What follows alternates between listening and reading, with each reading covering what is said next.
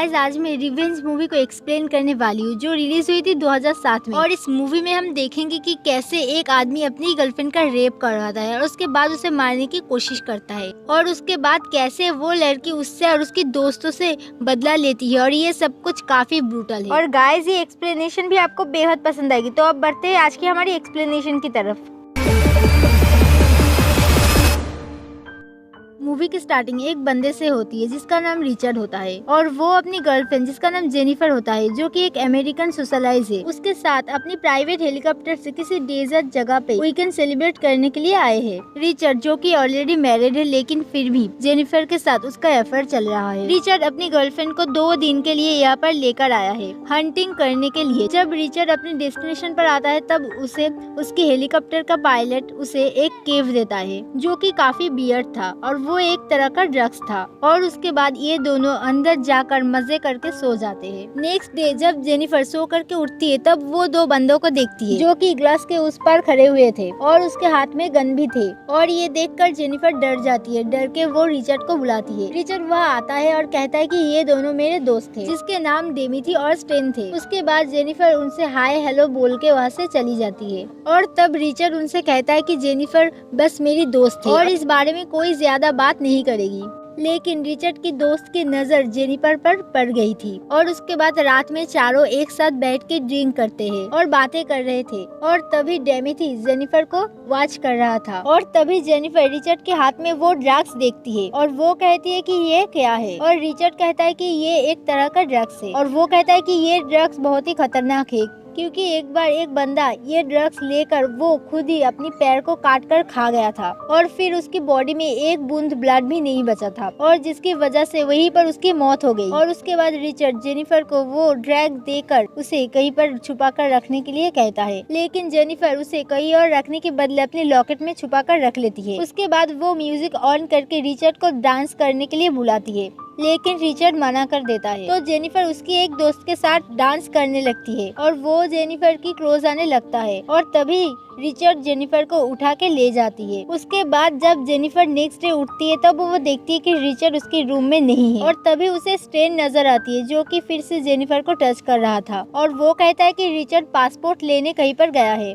और वो दोपहर तक आ जाएगा। और डेमिथी अभी हैंगओवर के मूड में है और इस समय हम दोनों बस अकेले हैं। उसके बाद वो जेनिफर को गंदी नजरों से देख रहा था जो जेनिफर को अच्छा नहीं लग रहा था और वो वहाँ से उठकर अपनी रूम में चली जाती है। और उसके बाद स्टेन भी उसके पीछे पीछे चला जाता है और वो जेनिफर को कपड़े बदलते हुए देख लेता है और ये देखकर जेनिफर भी डर जाती है। तभी स्टेन उसके पास आकर बैठ जाता है और वो कहता है कि मेरे बारे में तुम्हारा क्या ख्याल है। लेकिन जेनिफर कहती है कि तुम मेरे टाइप नहीं हो। लेकिन स्टेन कहता है कि कल रात में समझ गया हूँ कि तुम मुझे पसंद करते हो और इसीलिए तुम मेरे साथ इतने मजे लेकर डांस कर रहे थे। पर तब जेनिफर कहती है कि नहीं ये सब कॉमन है और ये सब तो नॉर्मल है। और इस बात पे स्टेन को गुस्सा आ जाता है और उसके बाद वो उसके साथ जबरदस्ती करने लगता है और फिर डेमिथी वहाँ पर आ जाता है लेकिन वो ये सब देख के वहाँ से चला जाता है और जेनिफर भी उसे देख लेती है। पर जेनिफर को लगा था कि वो उसे बचाएगा लेकिन डेमिथी वहाँ से चुपचाप चला गया था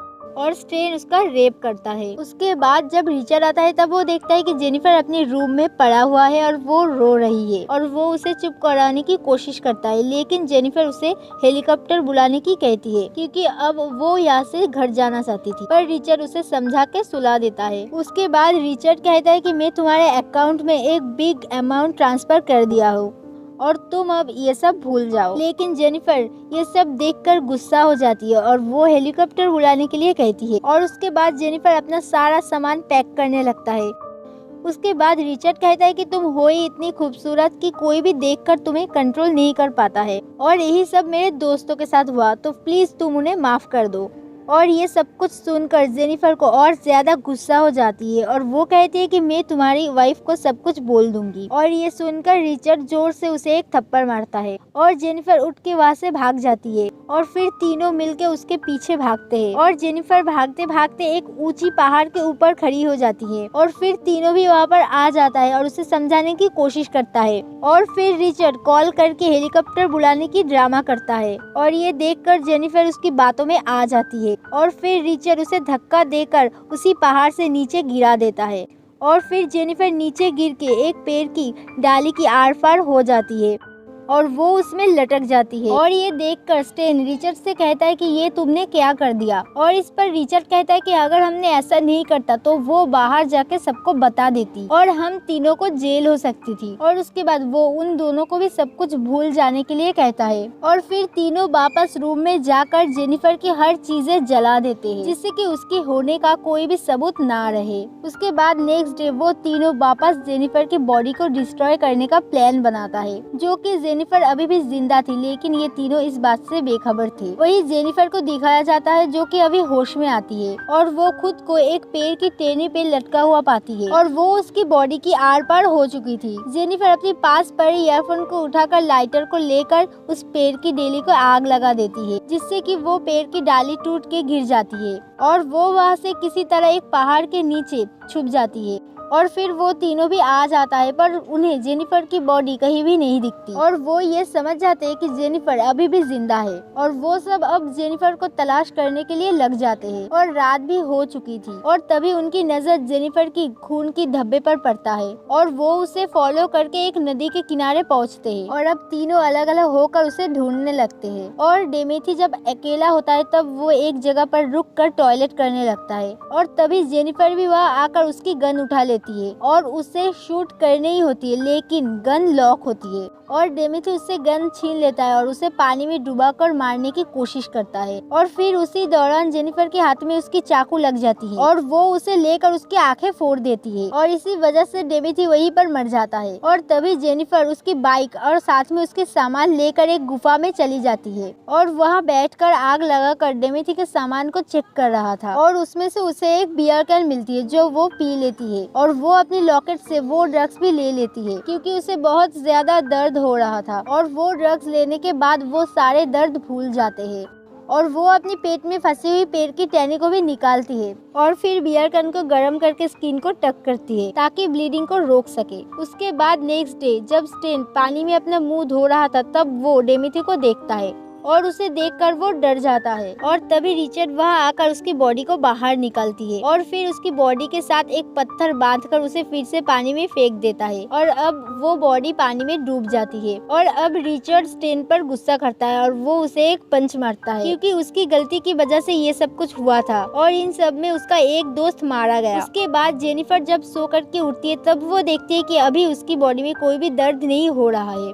और उसके बाद जब वो वहाँ से जाती है तब रिचर्ड उसके सामने आ जाती है और उसे शूट कर देती है, जो कि ये जेनिफर का सपना था। और उसके बाद उसे डेमेथी भी नजर आने लगती है और ये सब कुछ उस ड्रग्स की वजह से था। और फिर फाइनली वो सपने से बाहर आ जाती है और अपनी दूरबीन से चारों तरफ देखने लगती है और वही रिचर्ड और स्टेन प्लान बनाता है कि अब वो दोनों अलग अलग होकर उसे ढूंढेंगे और फिर जैसे ही वो मिलेंगी उसे जान से मार देंगे। तभी स्टेन मिरर में अपनी शक्ल देखती है क्योंकि उसकी नाक से खून बह रहा था और तभी उस आईने का रिफ्लेक्शन जेनिफर पर पड़ता है और जिसे वो देखकर समझ जाती है कि वहाँ कोई तो है और वो उसी के नजदीक जाती है।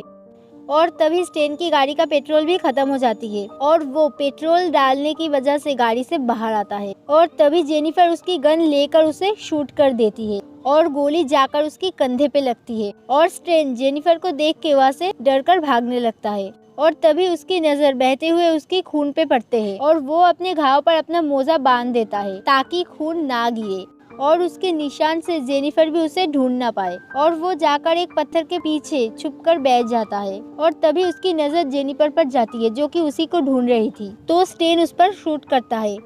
और जो जाकर जेनिफर के कान में लगता है और स्टेन उसके पीछे भागता है उसे पकड़ने के लिए और तभी जेनिफर उसकी गाड़ी का कांच रास्ते में बिखेर देती है और जो स्टेन के पैर में घुस जाती है। तो स्टेन कांच को निकालकर गाड़ी में जाकर बैठता है और फिर गाड़ी से जेनिफर को कुचलने की कोशिश करता है, लेकिन जेनिफर उसे शूट करके मार देता है और अब जेनिफर उसी गाड़ी लेकर रिचर्ड के घर पहुंचता है। उस तरफ रिचर्ड जब उसे जेनिफर कहीं नहीं मिलती तो वो वापस अपने घर पहुंचता है और अपने पायलट को कॉल करके हेलीकॉप्टर बुलाता है और उसके बाद वो शावर लेने चला जाता है। तभी उसे शावर लेते समय किसी की आवाज आती है और वो गन लेकर देखने के लिए बाहर जाता है पर उस समय उसे कोई भी नजर नहीं आता, पर जैसे ही वो घर के अंदर आती है तब उसे जेनिफर नजर आती है, जो उस पर गन पॉइंट करके खड़ी थी। और रिचर्ड उसे बात करने की, समझाने की कोशिश करता है, लेकिन जेनिफर उसे शूट कर देती है, जो कि उसके पेट में जाकर के लगती है। तब रिचर्ड वहाँ से भाग करके छुप जाता है और मौका देखकर वो जेनिफर की गला पकड़कर उसे मारने की कोशिश करता है। तब जेनिफर उसकी घाव में अपनी उंगली घुसाने लगती है और जिससे रिचर्ड को बहुत दर्द होता है और वो उसे छोड़ देता है। और अब जेनिफर वो गन उठाकर उसे शूट करके मार देता है। और उसके बाद जब जेनिफर रिचर्ड को मार के बाहर आता है और तब हम देखते हैं हेलीकॉप्टर को, और ये मूवी यहीं पर ही एंड हो जाती है। गाइज, आई होप कि आपको ये एक्सप्लेनेशन पसंद आए हो। Thank you for watching.